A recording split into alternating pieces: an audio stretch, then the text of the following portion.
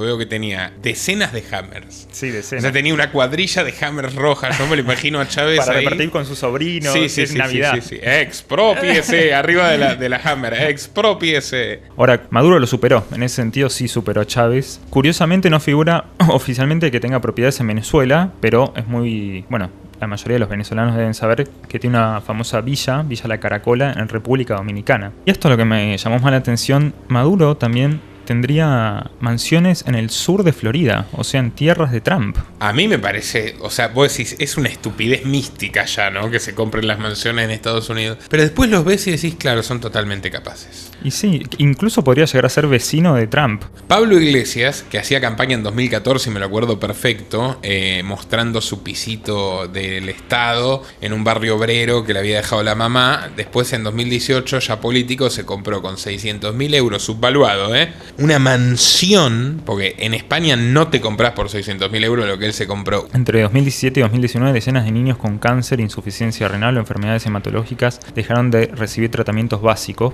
No había quimioterapia de forma regular, no había antibióticos para infecciones simples. Algunos niños murieron esperando insumos que nunca llegaron. Era tan impopular Hillary Clinton que ni siquiera le pudo ganar a Bernie Sanders. No le pudo ganar a Bernie Sanders y el tipo tiene un casuplón en Vermont, una casa hermosa en Washington, D.C. que cuesta más de $1 millón y una hermosa casa de vacaciones con costa del lago, pues muy ecologista obviamente. Está más o menos entre el 1 y el 5% más rico de Estados Unidos. Uno de los videos más polémicos que tiene Nicolásito ocurrió en 2017 cuando se lo vio en el Hotel Meliá de Caracas. Estaba en la boda de un empresario y fue grabado mientras le lanzaban una lluvia de dólares en efectivo. Hay una escena que se repite como un obstinado plano fijo, obsceno y al mismo tiempo dramático. De un lado, salones refrigerados perfectamente. No importa si hay cortes de luz porque tienen sus propios grupos electrógenos. A tal punto que hubo una época en la cual Caracas era la principal importadora del mundo. Mármoles importados incluyendo la carrera italiana, copas de cristal fino que titinean bajo lámparas en araña.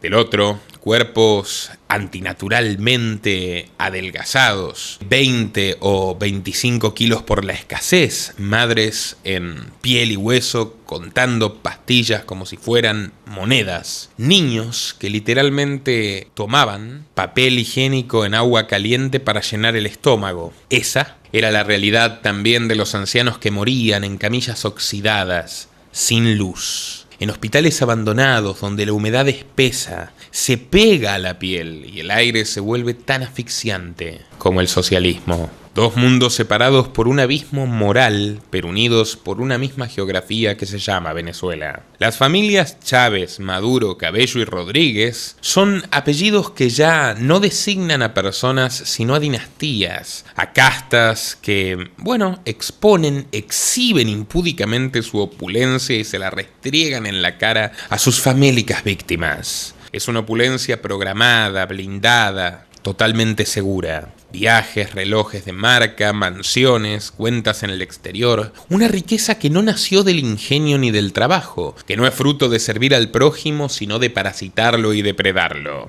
Donde no existe el tuyo ni el mío, todo pertenece al Estado, y en realidad el Estado es el tirano o los tiranos. Y quienes controlan a los tiranos controlan la vida de todos. Vaya que lo supieron los Rockefeller, financistas de la Unión Soviética, pero también de Hugo Chávez y Maduro. Mientras tanto, abajo, en el plano que no emerge en los discursos públicos, la civilización se apaga lentamente. No como una explosión sangrienta, sino como una vela que se consume sin que nadie se atreva a soplarla. Primero se va la comida, después se va la medicina, luego la electricidad y finalmente el agua. Porque en Venezuela hay gente que literalmente murió de sed o de disentería porque ya no hay provisión de agua potable.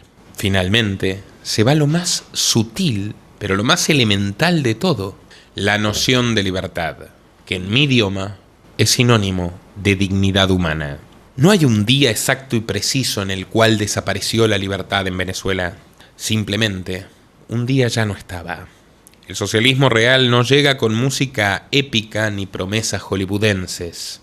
No llega con Leonardo DiCaprio encarnando a un héroe guerrillero en una batalla tras otra. Llega con consignas, con dulces palabras, con promesas de justicia, pero se instala como un infierno ardiente, burocrático, húmedo, donde todo se pudre lentamente y cobra apariencia de perpetuidad. No hay héroes, hay sobrevivientes, no hay futuro, solo adaptación.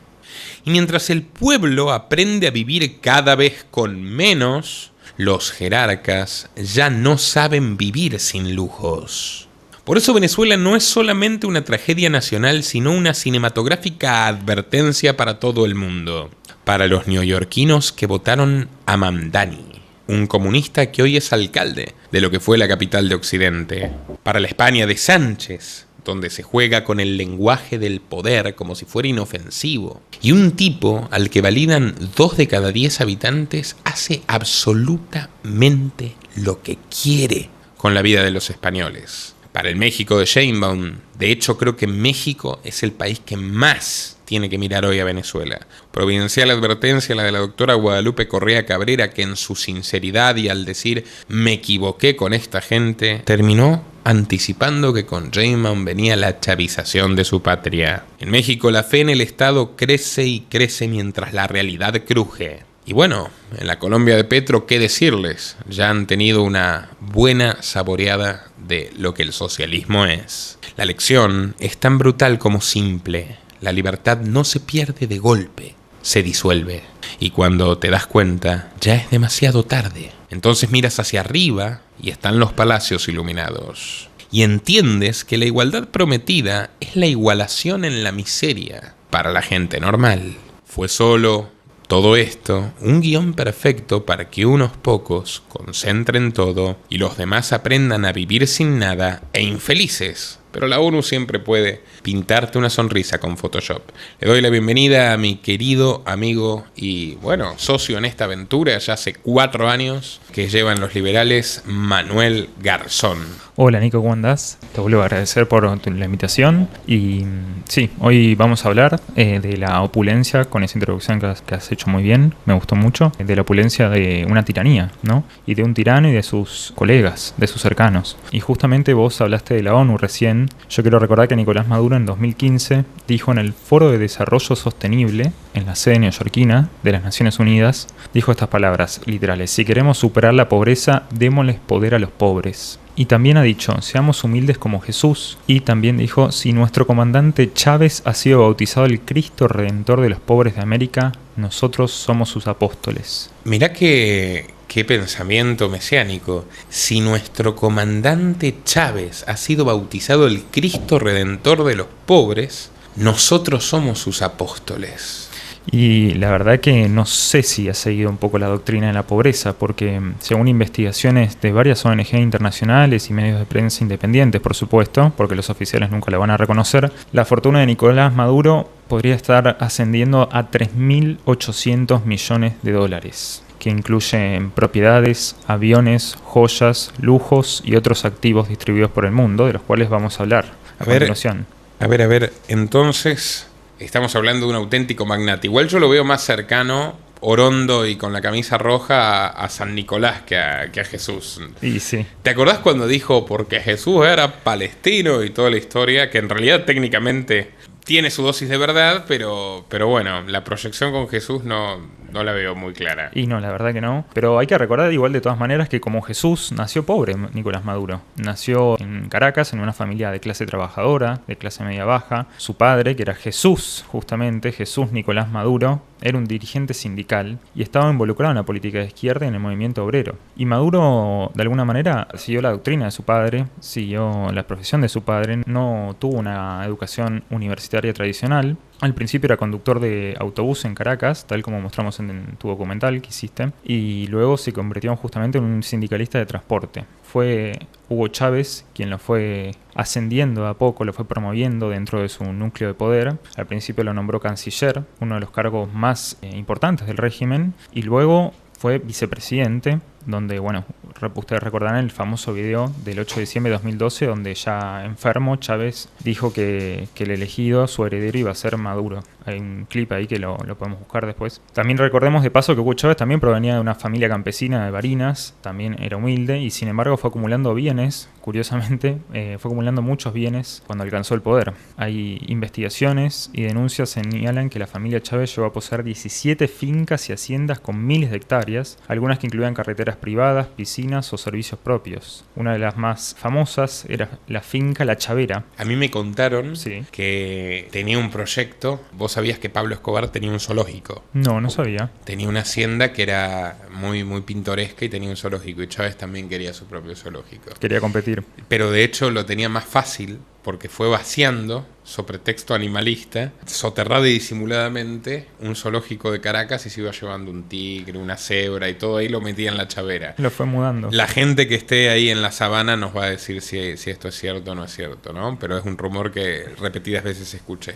Sí, ¿no? Es como una especie de fantasía que tienen los ricos de tener zoológicos. Recuerdo también que hay el famoso boxeador Mike Tyson tenía tigres en su casa. ¿Qué? Tiene que ver con la excentricidad un poco del poder, ¿no? Y de la riqueza en este caso. ¿A qué, no sé, cuento te recuerda esto? La verdad que en este momento no se me ocurre algún cuento específico de eso, pero la verdad recuerdo que los Rothschild también haciendo un guión para tu canal, recuerdo que ellos también tenían su propio zoológico, pero esto fue a principios del siglo XX. Viste que hubo una época a mediados del siglo XIX que le gustaba empezar a incluso tener zoológicos humanos, y creo que el régimen de Maduro no estuvo lejos de eso, de empezar a llevar a gente para exponerla de alguna manera y mostrarla. Bueno, una de las famosas fincas a la que me refería era la finca La Chavera, que estaba en el estado de Barinas, también ahí. Era una pequeña finca familiar que tenía antes de llegar al poder, pero de golpe creció significativamente. Pasó a tener entre 300 y 600 hectáreas, que es un montón, es una gran cantidad, que incluyeron terrenos para ganadería, edificaciones y carreteras internas. También está finca La Malagueña, ubicada también en Barinas, que es una de las más grandes atribuidas al entorno de Chávez, con decenas de miles de hectáreas, y se ha mencionado que tenía más de 50.000 hectáreas. 50.000 hectáreas es una barbaridad, señores, es muchísimo, son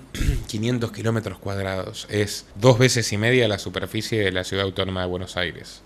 Es impresionante. Bueno, obviamente siempre estaba a nombre de testaferros o de terceros esto. Chávez también tenía autos, le gustaban los autos, tenía vehículos de alta gama como una Hammer, tenía varias decenas de Hammer. Vos que sos un hombre de gusto sobrio, diría de buen gusto incluso, ¿qué opinión te merece la Hammer? Y me parece un auto vulgar, de alguna manera. La verdad que yo, si tuviese dinero no elegiría eso. Me gusta más el Bentley, que también tenía Chávez. Me gusta más el Porsche. ¿A vos cuáles te gustan? Y no, sí, yo estaría más con un Bentley. Me gusta la Gran Cherokee de su lista porque veo que tenía decenas de Hammers. Sí, decenas. O sea, tenía una cuadrilla de Hammers rojas. Yo me lo imagino a Chávez para ahí. repartir con sus sobrinos. Sí, Navidad. Sí. Expropiese arriba de la Hammer. Expropiese.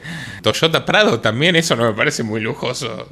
No sé. Y un Mustang también tenía. Me gusta una Gran Cherokee, que la verdad son lindos autos. De los que saben, yo tampoco sé tanto de autos, debo reconocerlo, pero son marcas privilegiadas. El Bentley capaz se lo regaló British Petroleum, ¿no? Pago en especias por los favores recibidos, pero Hammer, Gran Cherokee, Mustang lo veo bien americano al hombre. Además tienen toda esta tendencia, vos viste haciendo estos guiones, Pancho más que nosotros, que es nuestro... Otro guionista. Sí, nuestro viejo amigo también. Los nombres que tienen estos tipos, o se llaman Vladimir o se llaman Washington o Tarek. Es verdad. Nadie se llama Juan.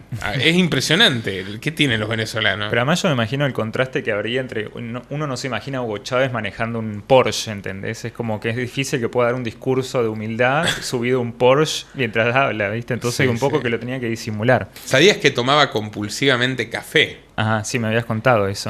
Hasta 30 tazas diarias, aunque según él las diluía en agua, pero le hizo un lindo agujero y después le echó la culpa del cáncer a los yanquis, lo cual de todas formas no descartaría. Pero... Por eso podía hablar tantas horas seguidas, me imagino también. Ah, sí, no, obviamente. ¿Vos te acordás el famoso discurso? No sé si vos veías a lo presidente cuando eras chico o no era tan zurda tu casa. No, pero mi papá a veces ponía a Chávez Y sí, a veces, pero era buenísimo porque empezaba, vos lo prendías la televisión a la mañana, cambiabas, hacías zapping, como en esa época, y de golpe pasaban 5 o 6 horas y volvía y estaba Chávez o ya en la misma escena. Sí. Yo me acuerdo, bueno, váyanse al carajo, yanquis de mierda, aquí huele a azufre. Eso era... Hay que reconocer que tenía carisma.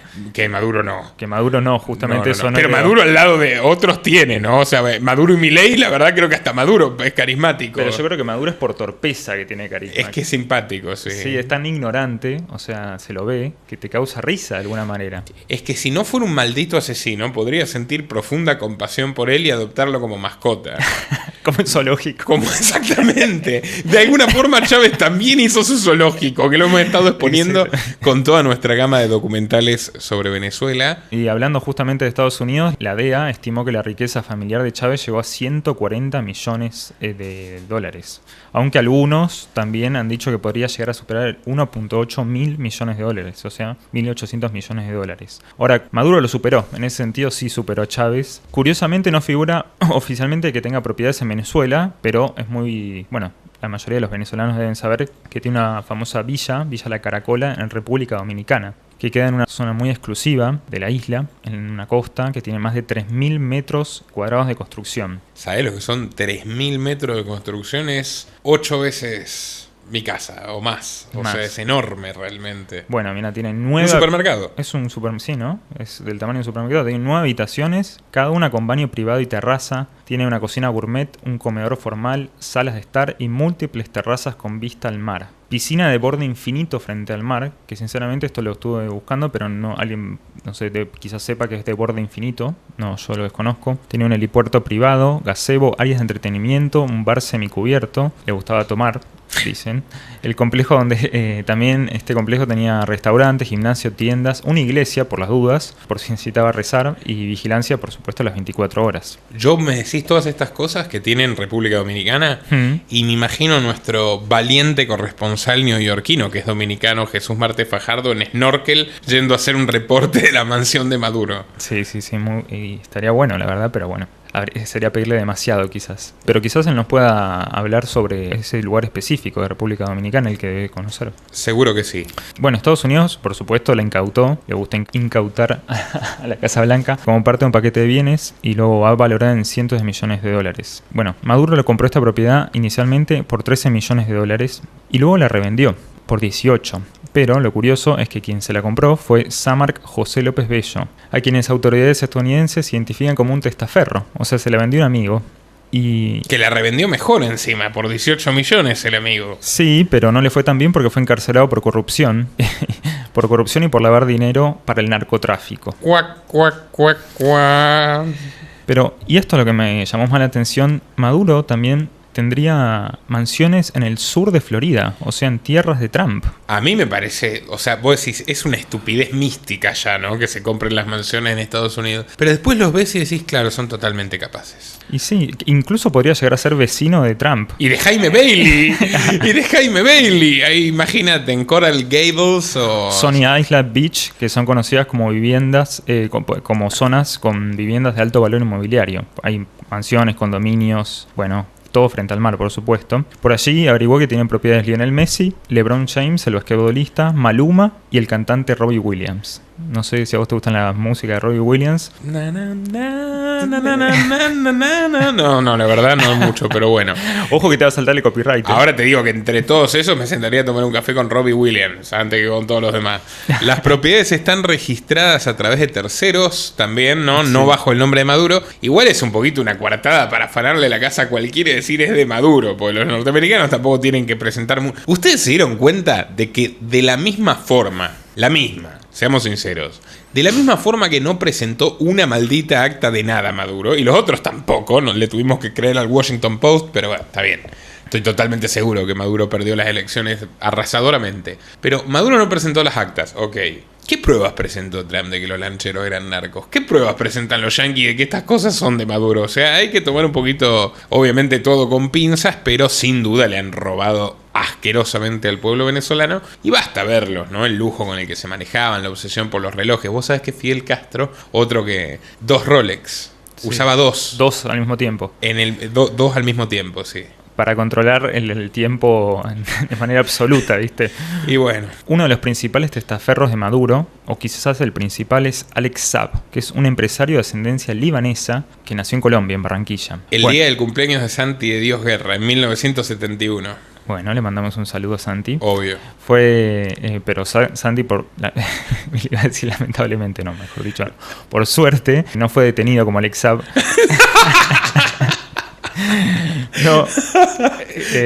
Porque Vamos por vos. Vamos.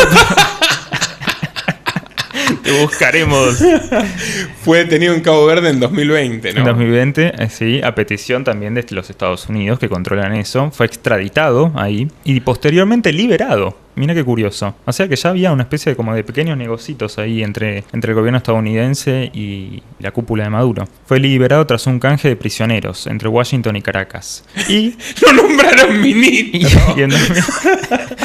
Y como premio, no solo que lo recibieron con los brazos abiertos, sino que fue nombrado ministro de Industria y Producción Nacional de Venezuela. Y vos viste que encima el tipo se peina con gomina para atrás, parece literalmente un extra de cara cortada. Sí, sí. Bueno, hay relación con eso. Tenía un montón de empresas, Alex Saab. Entre ellas tenía una que se llama Asahi Food, que estaba registrada en Emiratos Árabes Unidos. Otra que se llama Group Grand Limited, registrada en Hong Kong, que fue uno de los principales vehículos para importar alimentos que luego se revendían al gobierno venezolano. Me imagino que ahí se llevaba una linda comisión, pero, por supuesto. Querido, por supuesto, es el mercado solidario socialista. Ahora, ¿vos sabías que Cara Cortada es en gran medida una propaganda contra los cubanos de Miami? Y sí, me lo puedo imaginar también, ¿no? Por sí. Oliver Stone. Por Oliver Stone, que era comunista, que es comunista. Es comunista. Es comunista el hijo de la gran cineasta igual, y milico yanqui, o sea, todas las cosas malas que pudo hacer en la vida las hizo, o sea, mató para Estados Unidos y después justifica los crímenes de los Pero yo rojos. reconozco que ha hecho grandes películas. Extraordinarias. Hemos visto juntos CFK, densa, pero muy, muy buena la película. JFK igual. JFK. No, era de Cristina, iba a ser una de Cristina. Sí, ya. Oliver Stone y la próxima película va a ser sobre Cristina. Fundido totalmente Oliver Stone ya. O sea, devaluado, viste, totalmente. Bueno, Trump está argentinizando a Estados Unidos, así que puede ser. Es verdad. Puede la de ser. JFK, la de el asesinato de Kennedy. Muy buena película. Se las recomiendo si les interesa el tema. Y The People vs. Larry Flint me encantó. Larry Flint es el bueno. Larry Flint es bueno. Larry Fink es malo. Es fácil recordarlo. Flint bueno, Fink malo. Sigamos. Sí, algunos reportes estimaron que el patrimonio de Saab podría situarse entre 1.000 y 1.500 millones de dólares. Esto basándose en contratos públicos, importaciones y redes empresariales, más las propiedades que él tenía, mansiones, aviones privados y autos de gama. Y mientras tanto, la población venezolana se caía abajo. En 2011 el gobierno chavista creó la Gran Misión Vivienda Venezuela, que quizás alguno de los oyentes lo pueda recordar, y Maduro continuó este proyecto, que el objetivo era construir millones de viviendas para reducir el déficit habitacional. Los reportes oficiales dijeron que se entregaron más de 4 millones de viviendas. Algo parecido pasó en Argentina, me acuerdo, ¿no? En el gobierno de Cristina. Sí.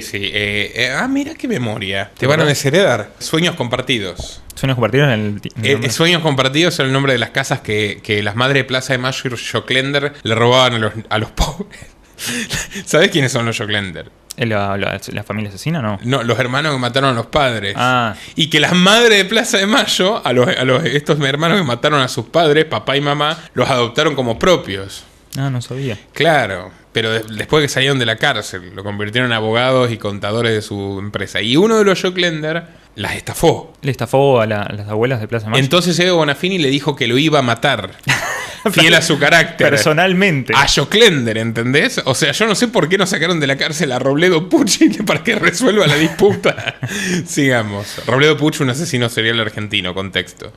Sí, de hecho son historias interesantes también que podríamos tratar algún día. Que podrías tratar perfectamente en el magnífico canal de YouTube que te vas a abrir, del cual seré el primer suscriptor, y todos ustedes se van a suscribir porque si no los desuscribo de mi canal. Así funcionan los liberales. Sí. Bueno, El problema de estas casas que dio el gobierno de Chávez y de Maduro eran que tenían muchos problemas. Eran como las casas que le dieron a Ned Flanders en el capítulo ese de Los Simpsons, que le reconstruyen la casa. Cuando Ned se vuelve loco, ¿no? Y los manda todos al demonio. Sí. Bueno, le dieron casas que eran demasiado pequeñas, estaban mal construidas o no tenían los servicios adecuados. Y de hecho hubo una profunda crisis habitacional en Venezuela. De hecho, según el propio Observatorio Venezolano de Vivienda, entre 2018 y 2023, más del 40% de las familias urbanas vivían en condiciones de hacinamiento. ¿Te acordás de Lenny? Sí. Por favor, no digan cómo vivo. Sí, así en ese estado, con de 4 a 6 personas por habitación. O sea, esto prácticamente son condiciones infrahumanas de vida. También tenían problemas de infraestructura, techos con filtraciones, paredes agrietadas, electricidad y tuberías defectuosas. Había riesgo de colapso en algunos edificios. De hecho, algunos se fueron derrumbados, cayeron, y los que no cayeron carecían de agua potable, electricidad y problemas de saneamiento. El costo de reparación o construcción privada es inaccesible para más del 80% de los hogares urbanos de Venezuela hoy en día. Tenemos que considerar que también hubo una migración masiva, por algo se han ido, de una población venezolana que actualmente, por lo que estuve viendo, tiene 43 millones de habitantes. Bueno, desde 2014 hasta finales de 2025, aproximadamente casi 8 millones de venezolanos dejaron el país. Esto representó cerca del 23% de la población. Y se encuentra entre los países con mayor porcentaje de emigrados en relación a su población, justamente, solo detrás de Siria y de El Salvador y de Haití. Bueno, vamos a hacer comentarios de... Mirá lo que es, ¿no? Hay que hacer obviamente el pavoneo autopublicitario para que nos aporten, amigos, porque necesitamos para sobrevivir. Mírenlo, Manuel está muy flaco, está en los huesos. Tenemos que definitivamente... No almorceo ahí, así que me pueden ayudar a pagar el almuerzo también. Exactamente. Bueno, hablando en serio, ¿no? Obviamente todo esto es una miseria absoluta la que le han impuesto al pueblo venezolano. Es muy triste. Y en Siria es un país devastado y nosotros hemos hecho... Vos me ayudaste, ¿no? El de Al-Julani, sí, el fulano. Y estuvo en guerra civil también. Por supuesto, poco. Guerra civil, pero ante todo los norteamericanos lo arrasaron, una guerra salvaje. También se metieron los rusos, cometieron todos crímenes abominables de guerra, es un país destruido. Y ahora lo comanda un yihadista que hace 3 abriles cortaba cabezas por vocación y lo filmaban y lo editaban en los estudios de Londres, donde se hacían todos los videos del Estado Islámico, lo digo en serio. Y ahora es presidente, ¿viste? Y Trump estuvo 5 años preso en una base yanqui, se les escapó y ahora es presidente. Y Trump dice que es un sujeto muy guapo y varonil. El otro día en un directo, cuando pasé la foto de Al-Julani con Trump, uno puso: ¿quién es ese Bin Laden? Bueno, El Salvador, el país de Nayib Bukele, que tantos elogian. Este caballero que ven acá es el autor del guión del documental crítico más visto del mundo sobre Nayib Bukele y de buena parte de 4. Hicimos 4 documentales de Bukele. Hicimos 4 documentales, pero vos también hiciste una gran investigación y un gran descubrimiento sobre el padre de Bukele. Armando. Sí, Armando. Fue interesante. Vos, ¿viste? Tengo esa costumbre genealógica yo, ¿viste? Era como que quería ser arqueólogo de chico y salía así. Esto es lo que hay.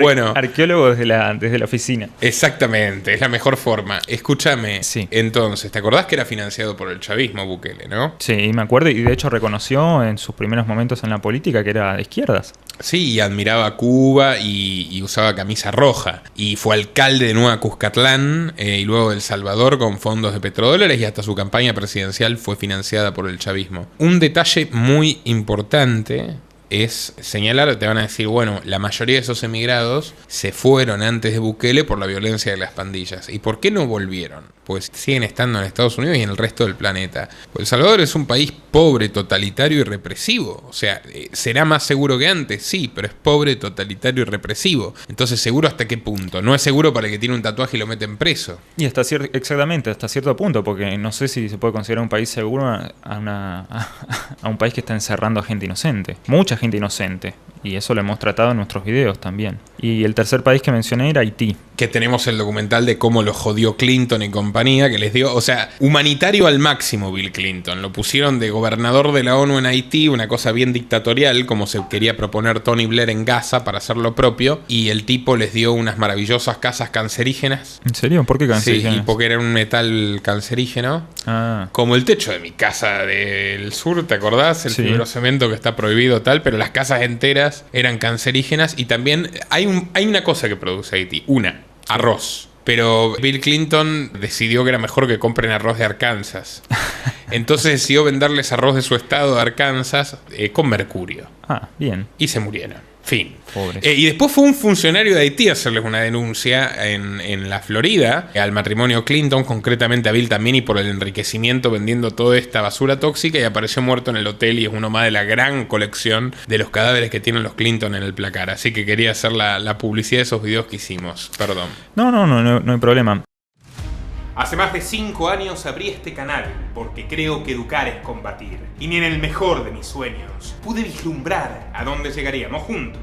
Más de 750.000 suscriptores, más de 180 millones de visitas y un batallón de documentales exhaustivos que desenmascaran a los peores villanos y tiranos de nuestra era. Estoy eternamente agradecido a ustedes, mi público, por permitirme hacer lo que más amo, un periodismo veraz, independiente, libre y combativo. Si realmente quieres que sigamos contándote la cruda realidad para que puedas prepararte ante sus desafíos, en este mundo turbulento, realmente necesitamos tu ayuda. No solo para continuar con una 7ª temporada de Los Liberales, sino para innovar y dar un salto de calidad. Esto significa financiar un nuevo estudio que elevará la calidad audiovisual y nos permitirá introducir nuevos formatos, como debates o entrevistas en vivo con personajes de lujo. Nuestro objetivo es reunir $50.000 para este proyecto, que incluye tanto mejoras técnicas como construcción y personal. Pero como nada es gratis en la vida, por supuesto que si nos apoyas en esta aventura,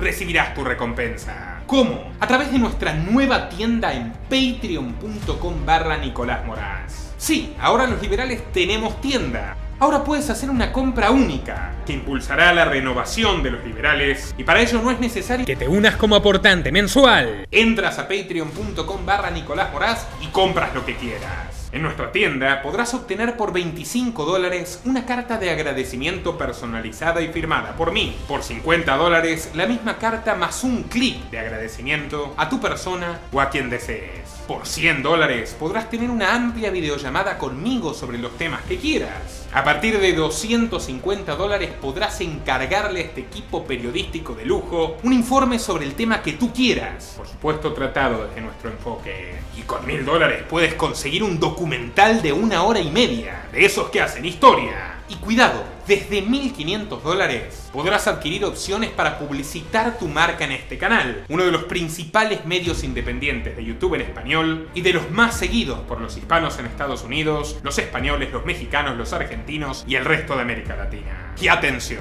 cualquier compra que hagas te dará un gran descuento si quieres unirte a nuestra familia de mecenas con los planes mensuales. Ahora, estimado amigo o amiga, depende de ti. ¿Seguiremos creciendo juntos? Ingresa a patreon.com/Nicolás Moraz y hazlo realidad. Bueno, volviendo al tema de Maduro, también tenía muchos aviones. Al principio se manejaba con el Airbus A319, que era muy similar al Air Force One, que es el que usa Trump. Pero no conforme con ello, adquirió otro avión más lujoso, el Dassault Falcon 900, de 3 motores, que es un jet ejecutivo de alto lujo de origen francés, obviamente. En ese caso sí, no es chauvinista Maduro. Ahí sí puede adquirir otras cosas de otros países. Fue diseñado para viajes de largo alcance y puede contener para hasta 12 o 14 pasajeros. Tiene un interior muy cómodo y una gran autonomía de vuelo. ¿Vos tendrías un jet privado si tuvieras el dinero como para comprártelo? Me parece un despropósito. A mí también. Pero entiendo quizás que hay gente que lo utiliza, o sea, famosos o músicos, artistas que lo utilizan porque tienen que hacer viajes largos o giras, y ahí sí creo que lo justifica. Ahora tenerlo por tenerlo, no. Y me molesta que sea la hipocresía que tienen algunas celebridades que hablan de ecologismo y después se están paseando por esos aviones que al parecer tienen cierto poder de contaminación. Y los yates contaminan más. ¿En serio? Sí, no, por lo que vi. También tienen yates. Yates sí. Donde llevan los aviones, como Bill Gates, que tiene un yate que tiene un aeropuerto en el yate. Ya es como un portaaviones de Estados Unidos. Ya es como una parodia de la opulencia. Bueno, el precio de este avión que decía es de $13 millones. Ha hecho muchos viajes en Maduro. Ustedes dicen, bueno, pero lo utilizaba para viajar, para tener reuniones políticas. No solo eso, porque en septiembre de 2018 también fue visto cenando en Turquía, en un exclusivo restaurante, propiedad de un chef que en un momento se hizo muy famoso, que se llama Salt Bay, o Salt Bae, que ustedes lo conocen, es el de uno que tiraba la sal de una manera muy especial. Y bueno, ya dicen que es uno de los lugares más caros, de los restaurantes más caros de carnes. Bueno, allí estuvo Maduro degustando carnes costosas y fue filmado mientras le servían personalmente. Ahora bien, en el interín de eso, Venezuela tenía grandes problemas con las aerolíneas internacionales, como Iberia, Avianca, LATAM, GOL, Turkish Airlines y muchas otras más, porque suspendieron temporalmente sus vuelos hacia y desde Venezuela, dejando el país con muy pocas conexiones internacionales. O sea, Maduro en ese momento era uno de los pocos que podía viajar. Hubo una especie de aislamiento aeronáutico. También una revocación de permisos. Llegó a revocar licencias de operación a alguna de estas aerolíneas, el propio gobierno. Y bueno, pero mientras tanto Maduro se podía pasear tranquilamente por Caracas en su auto. Uno de sus principales autos es el Toyota Sequoia modelo sub grande, sub de 3 filas de asientos. Encima, nosotros hablando de autos es una vergüenza, ¿no? Literalmente. Sí, yo conduje durante un mes y casi muero ahogado. Nunca más volví a hacerlo en mi vida, por suerte y para la seguridad de los demás. Pero la parte que todo esto me viene a la mente, ¿te acordás de las sátiras de Juvenal? Sí. Mientras el pueblo pasa hambre, el palacio rebosa en banquetes. Y bueno, entre esos banquetes también estaban estos autos que decía que otro de ellos era el Ford Explorer, que más o menos tiene un precio de $60.000. El Toyota que les mencioné anteriormente, $64.000. También le gustaba tener una 4x4, una Ford Runner de $45.000. Ahora bien, que encima no las usan, porque todo el tiempo lo están llevando los choferes a todas partes. Exactamente, es para que pase atrás. Es para que esté atrás ahí, nada, conversando. Ni siquiera la maneja. Macbeth. La corona brilla, pero está manchada. Pero, ¿cómo estás hoy con lo literario, Y te estoy tratando de sacar algo a vos, guacho, que te pasaste 5 años de tu vida encerrado leyendo. Vení a traerme y bueno, salsa. La información esta obstruye esas memorias. Pero bueno, en ese momento había, según datos de ranking internacionales de vehículos, Venezuela tenía unas 149 unidades por cada 1.000 personas. Esto quiere decir que había muy poca cantidad de autos por persona en Venezuela. Solo el 15% de las personas tenía acceso a un vehículo propio, en contraste con otros países que pueden llegar a tener entre 60 y 90%. Bueno, y los que tenían auto también tenían problemas porque se reportaban filas de autos para poder cargar gasolina que iban de 3 a 5 kilómetros. Imagínate hacer una fila de 3 a 5 kilómetros en un país que tiene mucho petróleo. Podés leer El Quijote en esa fila para cargar gasolina. Exactamente, sí. ¿Vos leíste El Coloquio de los Perros? No. Yo tampoco. De Cervantes. hablando sin, ya se está convirtiendo en un programa. Hablando sin saber esto, básicamente. La grandeza mala vida huele peor que la miseria honesta. Esa es parte del coloquio de los perros. Igual la que más me gusta, que es del liberal Montesquieu, el lujo del déspota nace de la ruina de sus súbditos. Montesquieu tiene una formidable aportación sobre la rentabilidad del trabajo con ánimo de lucro, el trabajo asalariado frente al trabajo esclavo, porque habla de la renta de las mismas vetas mineras de un lado y otro de la frontera, donde los otomanos tienen trabajo esclavo y del otro lado no sé quién, los húngaros o algo así, tienen trabajo asalariado y esa misma mina produce 2 o 3 veces más. Y es del siglo XVIII, ¿no? Montesquieu. Sí, del siglo XVIII, de 1700. Y sí, eso yo lo había escuchado en pocas historias. En general, no convenía tanto la esclavitud, yéndonos un poco de tema, pero porque los esclavos en general no suelen trabajar bien en comparación con los asalariados. No nos estamos yendo de tema en realidad porque la ruina del socialismo deriva directamente de eso. Cuanto mayor porcentaje de lo que producís se lo queda a otro, menor es tu incentivo para producir. Menor es la motivación, es verdad. Así que, retrotrayéndonos un poco al tema de Fidel Castro y los 2 relojes que llevaba, Maduro también se lo ha visto con relojes suizos de $45.000, con un reloj Chopard de $70.000. Después se lo ha visto usar Rolex de alta gama. Y también se lo ha visto con zapatillas de lujo y ropas de marca exclusivas. Y esto los utilizaba en fiestas incluso. En diciembre de 2018 llegaron a filtrarse videos de una fiesta navideña con comida y vinos caros en instalaciones del Tribunal Supremo de Justicia. O sea, estaban festejando ahí mismo, en el Tribunal Supremo de Justicia. Con comida de lujo. Bueno, el poder judicial paraguayo no es muy distinto, ¿eh? Mira. A su hijo también le gustan las fiestas y esto lo deben saber muy bien los venezolanos. Nicolásito, como lo conocen, ha hecho varios viajes al exterior. El Junior. Tenemos un documental del Junior. Y bueno, que ya está canoso, ¿viste? Como Máximo Kirchner. no sé que decís, ¿cuántos años tiene ya? no sé, se llama Nicolás Maduro Guerra, creo que tiene 36. No sé, a ver, Maduro Guerra. Bueno, 35 años. 35 años y le salen ganas. Bueno, La vieja Betsy yo no todavía puedo decir, funciona. Yo no le puedo decir mucho porque ya también están asomándose las suyas. Ya. Bueno, también hizo viajes por Tailandia, se lo ha visto viajando en Tailandia. Se lo ha visto conduciendo una Ferrari por Mónaco y Monte Carlo. Y también se lo ha visto... se ha reportado que gastó 4 días en Nueva York, gastó $2.5 millones. Y bueno. Con habitaciones de hotel que superaban los $10.000 Y la noche. tenía que apurarse porque no sabía si le caía la orden de captura, ¿entendés? Dijo, me lo gasto todo ahora antes de que se lo lleven a mi papá. Uno de los videos más polémicos que tiene Nicolásito ocurrió en 2017 cuando se lo vio en el hotel Meliá de Caracas. Estaba en la boda de un empresario y fue grabado mientras le lanzaban una lluvia de dólares en efectivo, que causó una indignación enorme y se comprende para toda la población de Venezuela. Y bueno, mientras tanto en ese momento, en esa época, se disparó la pobreza, porque de que haya en 2014 un 48% en Venezuela, pasó a 2017 en un 87%. 87% de Sí. pobreza es una cosa que vos no tenés ni en... No hay país africano, solo Somalia o los peores, los más desfavorecidos de África. La pobreza, yo le voy a decir cuánto es la pobreza media en África ahora. Y esto no lo estamos inventando, lo sacamos de la Encuesta Nacional de Condiciones de Vida. Que ya- 40%. O sea, es infinitamente más pobre que el promedio de África, Venezuela. Pero además en 3 años pasó del 48 al 87, fue una de las subidas más abruptas. Ellos tenían un consultor que se llama Pablo Iglesias, que ahora está robándole a los mexicanos, junto a otro español que se llama Sergio Zelensky, el peor enemigo de México, nunca lo olviden. Por lo menos prototípicamente, ¿no? Yo creo que es un arquetipo de todo lo que está mal en el mundo. Pablo Iglesias, que hacía campaña en 2014, y me lo acuerdo perfecto, mostrando su pisito del Estado en un barrio obrero que le había dejado la mamá. Después, en 2018, ya político, se compró con 600.000 euros, subvaluado, una mansión, porque en España no te compras por 600.000 euros lo que él se compró, una mansión con un parque espectacular, una piscina de natación, una casa de invitados en Galapagar. Desde entonces se convirtió, según los santos, en el Marqués de Galapagar, que me parece un mote extraordinario, como coleta morada por el color del partido y Pablenin, que es por lejos el mejor de todos. ¿Y también no estuvo en México Pablo Iglesias? Pablo Iglesias ahora está lucrando en México con su canal Red, subvencionado por Sheinbaum, que algún día vamos a llamar a Sheinbaum. Porque yo tengo ¿Cómo? el número de Sheinbaum, gracias a un consultor argentino que estuvo trabajando en México y no creo que nos atienda, pero bueno. Pero por lo menos lo vamos a intentar.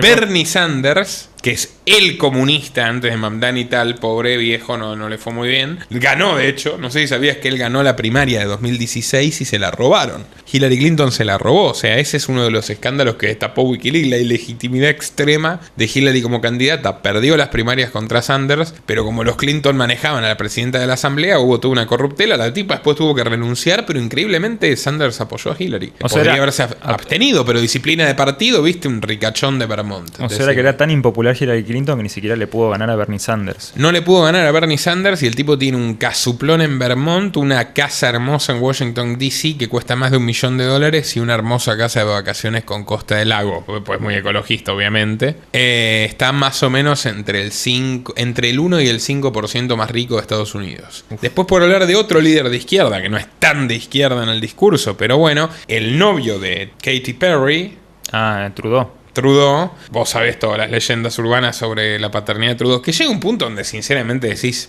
¿y por qué no? Conociéndolo de estos tipos, viste que dicen que es hijo de Fidel Castro. No. Creo que lo había oído ahí, pero no estaba muy informado. Pierre, vos empezaste a laburar conmigo justo cuando estaba el quilombo, ¿te acordás? Sí, que hubo un conflicto grande ahí. En enero del 22 hicieron toda la locura. Está Chrystia Freeland, que es de tu pueblo, no mentira. Chrystia Freeland, Tierra Libre, la viceprimer ministro y ministra de Hacienda, directiva del Foro de Davos, congeló las cuentas bancarias de todos los que donaron a un convoy pacífico de camioneros que estaban protestando contra las medidas sanitarias totalitarias y compulsivas del régimen de Trudeau, cuyo padre Pierre gobernó Canadá durante 16 años, le quitaba a los niños indígenas a sus padres y los convertía en esclavos, los convertía en empleados estatales desde los 13 años hasta su muerte. en barrios estatales y obviamente con una restricción de libertades y derechos bastante similar, aunque un poquito menos brutal que el apartheid sudafricano. Mató 500 personas en una represión también. Justin Trudeau era todo un dictador, era íntimo amigo de Fidel Castro, y si vos buscás en Google Justin Trudeau, Fidel Castro, que lo tuvo en brazos, está la foto y todo, el parecido físico de Justin Trudeau con Fidel Castro es mayor que el parecido físico de Justin Trudeau con su papá. Y Fidel Castro había hecho muy buenas migas con la mamá de Trudeau y por eso toda la conspiración. Y Fidel Castro era muy mujeriego. De hecho, que lo hemos tratado también en uno de esos videos, en su encuentro con Jeffrey Epstein en esa isla. Efectivamente, además de mujeriego, un tanto pervertido, y le gustaban las lolitas. Dicho eso, Aga Khan, las vacaciones de Justin Trudeau, ¿no? Vacaciones en la isla privada de Aga Khan, que no sé ni dónde queda. ¿Vos sabés dónde queda? No, ni idea. Bueno, aviones privados, resort exclusivos, bueno, violó normas de conflicto de intereses. El propio Tony Blair es multimega, hiper, archi millonario. Y bueno, hay un montón de ejemplos. Es como que tiene una afición por los recursos increíble. Y de hecho, no me acuerdo quién era el que se puso a ostentar. No sé si Iglesias. Yo puedo comprarme un iPhone y tú no, le dijo a un derechista. ¿En serio? Sí, sí. Uf. Si tuvieras que elegir entre Canadá y Estados Unidos, ¿con cuál te quedas? Me pego un tiro. ¿Qué querés que te diga, sinceramente? Pero me quedo con Canadá porque no mataron a tanta gente afuera. Bueno, volviendo al tema de Venezuela, en ese momento, mientras le estaban tirando dólares a Nicolásito en una fiesta, también había problemas en hospitales, por ejemplo. En el hospital JM de Los Ríos, que era el principal hospital pediátrico del país, durante años la pobreza se veía en silencio. Entre 2017 y 2019, decenas de niños con cáncer, insuficiencia renal o enfermedades hematológicas dejaron de recibir tratamientos básicos. No había quimioterapia de forma regular, no había antibióticos para infecciones simples, no había reactivos para exámenes de sangre. Las madres dormían en sillas o en el piso, vendían ropa o pedían dinero en la calle para poder comprar medicamentos que el hospital ya no tenía. Algunos niños murieron esperando insumos que nunca llegaron. El sistema estaba colapsando. Un caso emblemático es el niño Eric Altuve, de 11 años, que murió por un paro respiratorio mientras esperaba tratamiento para el linfoma de Hodgkin. Pero mientras tanto estaba, la cúpula de Maduro seguía enriqueciéndose. Tenemos el caso de Delcy Rodríguez, que en los últimos días se ha hecho más que famosa, ¿no? La presidenta de la CIA de Venezuela. Contanos, ¿no? Jet Bombardier Global 6000, o sea, estos compiten, ¿viste? Yo tengo un mejor jet. Exacto, ¿viste? Hacen carreras. Sí, Carreras en el cielo. Bueno, ella... 62 palos cuesta, o sea, tiene un jet millones. 5 veces más caro que el de Maduro. Delcy. Vino en el contrato con la CIA, ¿viste? Y lo ha utilizado... Y quiero un jet, dijo, ¿viste? Y quiero, señor Grenell, y quiero un jet de 62 millones de dólares. Mañana estacionado en la puerta de mi mansión. Y los juegos de mesa de Trump. Dorados. Todos dorados. Sí. Los ha utilizado también para viajar, esta mujer, a Rusia, Turquía y, ¿por qué no?, a Estados Unidos. También se la ha visto con vestimentas, accesorios lujosos, con bolsos de marca como Hermes o Chanel, zapatos de alta costura y relojes de lujo. Es más, durante su juramentación como presidenta interina, fue fotografiada con un vestido de diseñador italiano, marca Chiara Boni La Petite Robe, valorado en $900. Y bueno, esta ostentación se produce bajo el amparo de su relación con el empresario libanés Youssef Abou Nassif, cuya fortuna se calcula en 500 millones de euros y lidera una de las empresas más grandes beneficiarias de contratos estatales de Venezuela. También tenemos el caso de Diosdado Cabello, que medios como el Nuevo Herald y el ABC informaron que posee unos 800 millones de activos, que ahora fueron congelados o incautados. Él tenía varias propiedades y se rumorea que tenía un lujoso departamento frente al Central Park en Nueva York. Mirá, ¿te lo imaginás a Diosdado Cabello mirando nevar en el Central Park de Nueva York? Sí. También dicen que tiene viviendas en Andorra y en el Caribe. Y también otro más que tiene una fascinación por los autos. Dicen que compró 22 vehículos que están valorados en 5.7 millones. Ahora, ¿vos te imaginás la fiesta? ¿Vos viste Parasites, la famosa película? ¿Qué opinás de esta verga del colonialismo cultural surcoreano que nos está vendiendo que el K-pop, que el K-drama, que no sé qué cuánta porquería? Me hace sentir occidentalista a unos niveles. Me siento ya como Livingstone, ¿viste? En África con el machete. La verdad que yo no consumo mucho lo que es K-pop. Le gusta mucho a la gente joven, sinceramente. Pero de todas maneras yo te puedo decir que hay cosas de la cultura oriental que son interesantes. Sí, hay cosas que son interesantes, no precisamente los K-pop, pero bueno. Así que esto fue como un breve repaso de toda la opulencia que ha tenido el gobierno de Maduro en estos años. Bueno, te voy a decir un par de cosas. Primero, ¿cómo se pronuncia? Esto es un examen de inglés. Estoy volviendo a mi época en de francés, secundaria. Le Mondain. Le Mondé. Yo supongo que es así. Le Mondé. Supongo que es así, ¿no? El mundano. Ensayo de Voltaire de 1736, que yo lo conocía como el elogio del lujo. Acá te voy a picar un poquito a ver qué me contestás en libertad, por supuesto. Voltaire sostiene que el lujo no corrompe a la civilización, sino que la refina, acelera y perfecciona. Y dice, obviamente, ¿cuál es el punto de esto? Estos malditos parásitos ladrones le han sacado los remedios a la gente y la última gota de su sangre para vivir una vida maravillosa, robando y trincando, y merecen el peor de los infiernos, de eso no cabe duda. Pero, si hubieran sido empresarios honestos que en un mercado competitivo producen riqueza, su opulencia no sería causante de la pobreza de nadie, sino al contrario nivelaría para arriba. ¿Y en qué sentido? Dijo Voltaire en 1736 con una mirada preclara, realmente yo creo que subestimado el gran aporte de Voltaire al liberalismo en multitud de ámbitos. El paraíso de nuestros padres, ese añorado pasado, incorrupto y tal, era pobreza, ignorancia y rudeza. Y la miseria no es virtud, es simplemente atraso. El lujo enriquece al Estado y da trabajo al pobre, dice Voltaire, diciendo, bueno, estos tipos van a pagar impuestos y el pobre va a tener trabajo. ¿De qué sirve el oro enterrado si no circula? Esto es un poco keynesiano, la verdad, pero vamos a perdonárselo porque el hombre tampoco era un economista.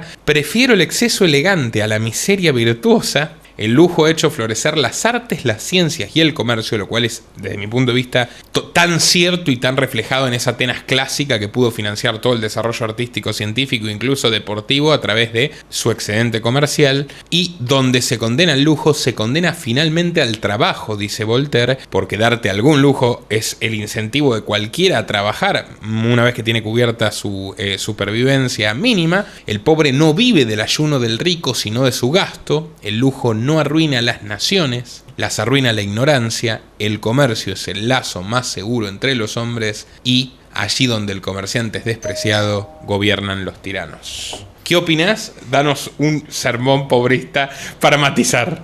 No, a mí, desde una concepción más estética que político-moral, a mí la verdad que no, yo no estoy en contra del lujo en sí mismo, pero la verdad es que lo que a mí no me gusta es, yo creo que hay una especie de confusión que se da y que es uno de los problemas que tiene la gente que no es liberal y que quiere poder entender el liberalismo, que a veces se confunde entre lo que es la riqueza y la riqueza injusta. Manu, te quiero agradecer muchísimo por Dale. este informe de lujo realmente que estuvo... De lujos. Informe de lujos. Absolutamente. Y bueno, los invito por supuesto a contribuir a que nuestro canal siga adelante y que podamos renovarnos como está previsto a través de patreon.com/Nicolás Borás. Hasta la próxima y gracias por su tiempo.